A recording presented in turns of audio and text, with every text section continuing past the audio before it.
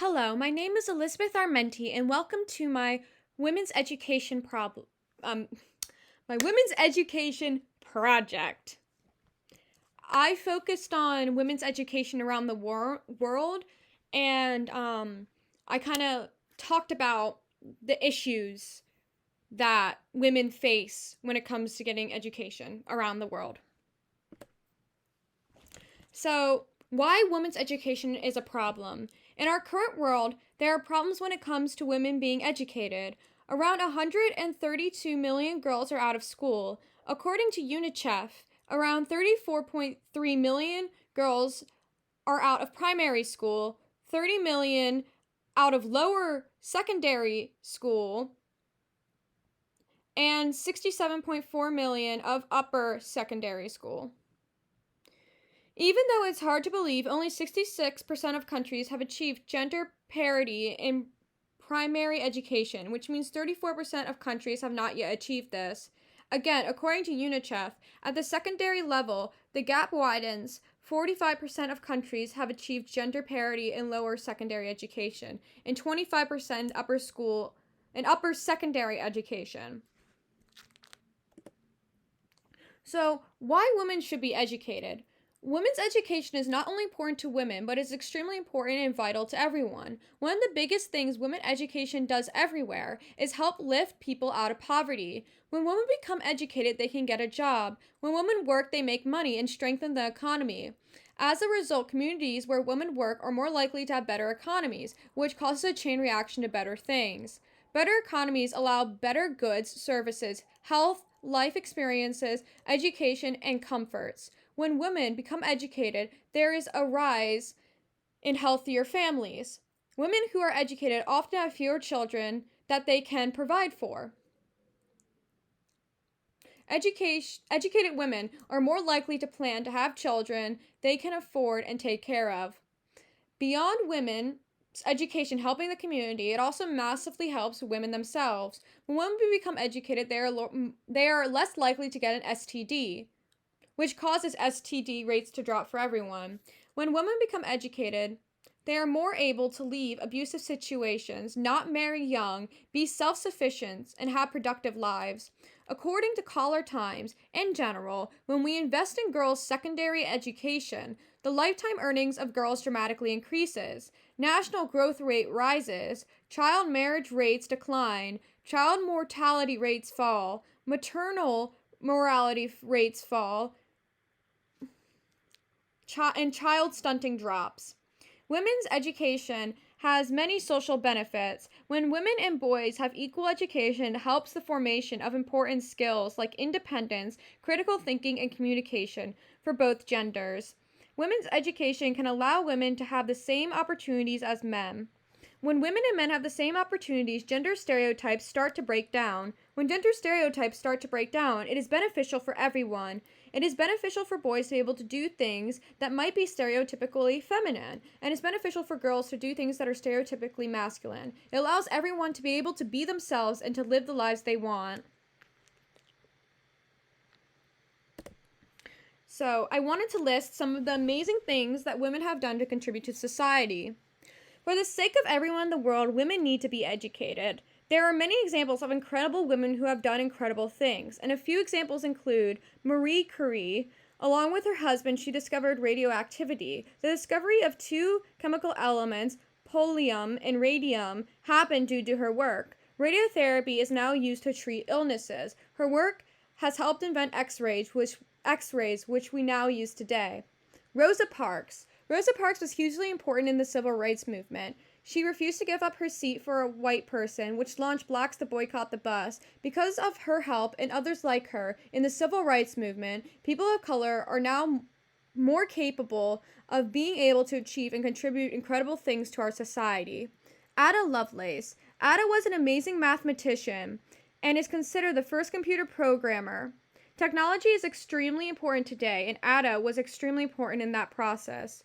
Rosalind Franklin. Rosalind discovered the structure of DNA. Her work is incredibly important to science. Her work has led to many crucial and life-changing inventions. These are only a few examples, but so many women have done incredible things. Women have contributed many wonderful books, art, and poetry. Many women have worked to progress the community with their jobs. There, th- there are women who have done incredible things in politics and in so many other fields. So, what exactly prevents girls from being educated? When women's education is vital for the success of humanity, it is extremely heartbreaking and problematic that millions of girls and women are not being educated. So, what exactly prevents girls from being educated? There are many different reasons why women are disproportionately uneducated compared to men. One reason that we can see across the world is people trying to reinforce gender stereotypes. In many cultures, women are expected and are raised to be caretakers that are financially dependent on men. In these cultures, education is more important for boys because they're expected to go out and make money, while women are not expected to be financially independent like them. Even in progressive countries like America, a person can see this. I remember listening to stories of cult survivors. One woman who was a cult survivor had an exorcism performed on her because she wanted to attend college. It is heartbreaking and sickening at how many people, for religious and cultural reasons, believe that boys are more valuable than girls. It is sickening to know how many cultures try to clip the wings of women and force them to be wives and caretakers. Not only are there social aspects that can help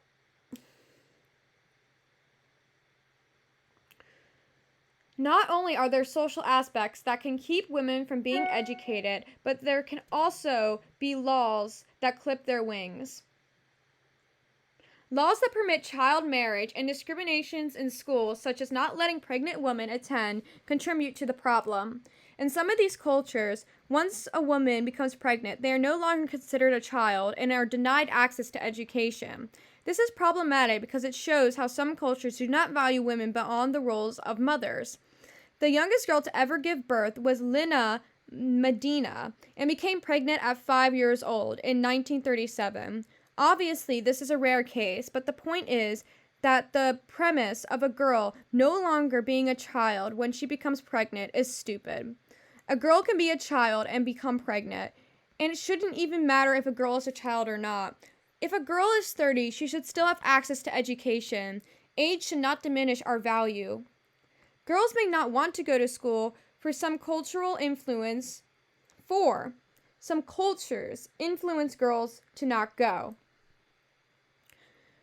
Some schools do not have purified water, safe and separate bathrooms, or take into account girls' particular health needs, which causes parents to discourage girls from attending school. Girls may also be unwilling to go to school because they can be unsafe there. In certain places, girls often experience gender-based violence. In school, girls can experience sexual harassment, assault, abduction, psychological attacks, and bullying. Many of the horrible things done to girls in school are done by the community around them. Their male students, teachers, and even other women can do these horrible things. Violence often targets girls who are trying to attend school or people who promote gender equality in education. I think one of the most popular examples of this is Malala. Malala was a Pakistani girl who got shot in the head on a school bus for attending school. Malala survived and to this day is still an activist for women's education. There are also many terrorist groups who want to prevent women from being educated, like the Taliban who shot Malala.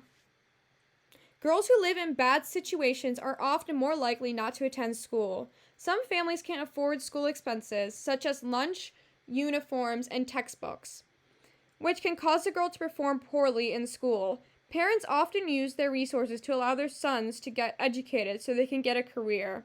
In some places, the farther away a school is, the more likely a girl will not be able to attend.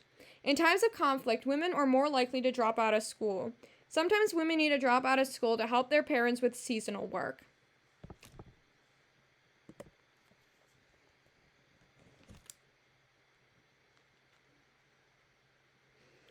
If you are a woman, don't let anyone tell you that you cannot do something because of your gender.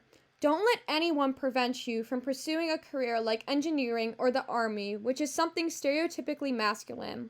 You shouldn't criticize or prevent someone for doing something because they're not the gender who is supposed to do that thing. If you see someone else trying to prevent someone from doing something because of their gender, stand up for that person. It is beneficial to everyone when every person is able to have the same opportunities. So, what can we do to help? There are many organizations that help to contribute to have women educated.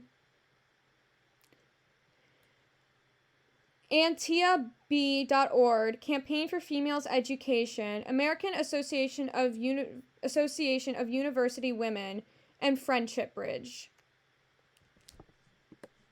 So thank you for watching. Here are my citations.